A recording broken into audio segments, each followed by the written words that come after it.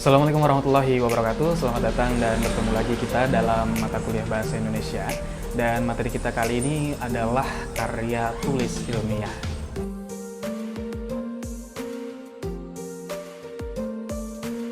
Ilmiah sendiri secara etimologi berasal dari bahasa Arab yang berarti ilmu. Nah, artinya kegiatan ilmiah ini nanti merupakan kegiatan yang seluruhnya berdasarkan sebuah ilmu. Mulai dari bagaimana cara penelitiannya, dasar-dasar penelitiannya, dan juga penulisan penelitiannya. Itu artinya dari segi bahasa pun, jika kita mau membuat karya tulis ilmiah, maka bahasa yang kita gunakan haruslah juga berdasarkan ilmu-ilmu bahasa. Nah, oleh karena itu kegiatan berbahasa yang baik dan benar ini sangatlah penting untuk bisa kita kuasai dan nanti akan kita terapkan dalam kegiatan menulis karya ilmiah kita. Nah, oleh karena ilmiah itu artinya berdasarkan ilmu, maka dari itu segala sesuatu yang kita lakukan secara ilmiah haruslah dapat dipertanggungjawabkan. Kemudian karya ilmiah juga haruslah dapat diuji dan segala proses dari kegiatan ilmiah tersebut haruslah dilakukan dengan jujur. Kita tidak boleh merekayasa bagaimana data yang kita peroleh, kita juga tidak bisa merekayasa bagaimana hasilnya.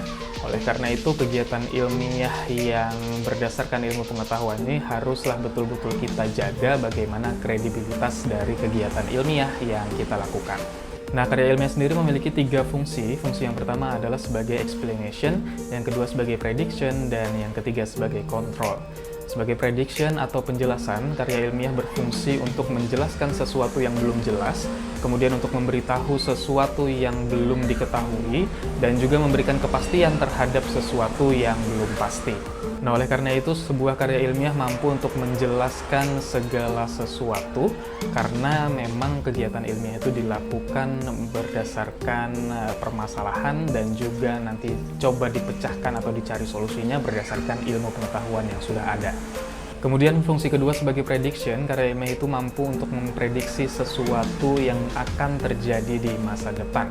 Nah, tujuan untuk prediction ini adalah untuk mencoba mencarikan antisipasi bagaimana sesuatu yang akan terjadi di masa depan itu terjadi. Sehingga kalaupun sesuatu yang di masa depan itu merupakan suatu hal yang negatif, maka kita bisa meminimalisir bagaimana resiko yang akan terjadi nanti. Dan yang ketiga, fungsi karya ilmiah sebagai kontrol. Karya ilmiah itu mampu untuk mengontrol sesuatu yang ada di zaman sekarang. Boleh jadi sesuatu yang kita anggap benar di zaman sekarang, di masa yang akan datang justru bisa kita anggap kebalikannya atau kita anggap sebagai sesuatu yang salah. Jadi fungsi karya ilmiah yang ketiga ini juga berperan penting dalam sebuah kehidupan karena kita bisa mengontrol sesuatu yang kita anggap benar sekarang untuk terus kita jaga dan kita cari kebenaran yang sesungguhnya seperti apa. Nah, kita masuk kepada pembahasan berikutnya, yaitu ciri dari karya ilmiah. Ciri yang pertama adalah karya ilmiah itu harus bersifat objektif dan tidak subjektif. Objektif artinya sesuai dengan kenyataan, maka segala bentuk sesuatu aktivitas ilmiah yang kita lakukan haruslah berdasarkan kenyataan yang ada. Dan ciri yang kedua adalah bersifat logis. Logis artinya adalah masuk akal, maka kegiatan ilmiah itu hasilnya haruslah sesuatu yang dapat diterima oleh akal manusia dan bukan sesuatu yang di luar nalar. Lalu ciri yang ketiga adalah netral. Nah, kita sebagai orang yang melakukan aktivitas ilmiah, kita perlu menjaga kenetralan kita, baik itu dalam aktivitas ilmiah maupun ketika kita menulis sebuah karya ilmiah. Menjadi netral artinya kita tidak memihak suatu pihak manapun dan kita tetap berada di tengah-tengah. Kalaupun ada kesalahan yang kita temui ketika kita melakukan aktivitas ilmiah, maka sesuatu tersebut haruslah kita anggap salah, terlepas dari sentimen kita sendiri. Dan kemudian karya ilmiah haruslah menyajikan suatu fakta. Nah, fakta yang kita temui di lapangan nanti tidak bisa kita rekayasa karena kembali lagi ke awal bahwa sifat dari karya ilmiah itu haruslah jujur. Lalu ciri selanjutnya dari sebuah karya tulis ilmiah adalah disusun secara sistematis. Sistematis artinya disusun berdasarkan sistem-sistem yang disepakati dan struktur atau sistem ini yang harus kita jaga bagaimana agar proses kepenulisan itu bisa runut dari awal hingga akhir. Dan ciri yang terakhir adalah karya ilmiah menggunakan bahasa yang baku. Sesuai dengan ragam dan laras bahasa yang pernah kita pelajari, maka laras ilmiah ini haruslah menggunakan bahasa yang formal. Artinya, sesuai dengan kaidah-kaidah atau ilmu kebahasaan, itulah yang akan kita terapkan dalam proses penulisan karya ilmiah kita. Artinya kita perlu menerapkan bagaimana cara membuat kalimat yang efektif, kemudian kata-kata baku sesuai dengan KBBI, kemudian kaidah kepenulisan yang baku sesuai dengan Pedoman Umum Ejaan Bahasa Indonesia atau EYD, dan kemudian bagaimana caranya kita membuat paragraf yang baik sehingga karya tulis ilmiah kita bisa dipahami dengan baik oleh orang karena bahasa yang kita gunakan merupakan bahasa yang baku. Dan pembahasan terakhir dari materi kita kali ini adalah jenis-jenis dari karya ilmiah. Nah, secara umum jenis karya ilmiah itu terbagi menjadi 3. Ada karya ilmiah yang sifatnya populer, kemudian ada yang bersifat semi formal, dan juga yang terakhir adalah bersifat formal. Nah, perbedaan dari ketiga jenis ini adalah dari segi sistematika dan juga bahasanya. Kalau dari karya ilmiah yang populer, bahasa yang kita gunakan dapat menggunakan bahasa yang lebih santai. Karena memang karya ilmiah populer ini itu ditujukan kepada orang yang lebih luas. Jadi diharapkan orang-orang yang juga awam dapat mengetahui dan juga memahami tulisan-tulisan ilmiah kita. Kemudian dari segi sistematika, karya ilmiah dengan jenis populer ini itu tidak terlalu mengikat.